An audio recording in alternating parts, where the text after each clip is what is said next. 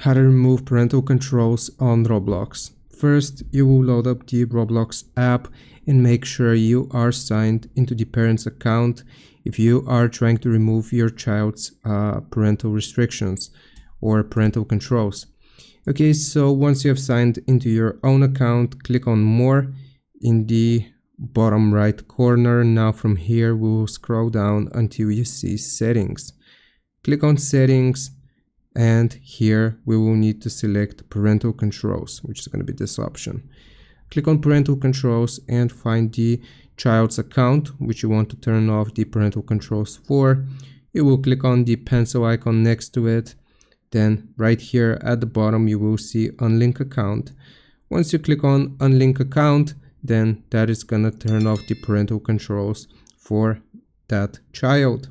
Hope this helps. Leave a like and subscribe, and I'll see you next time.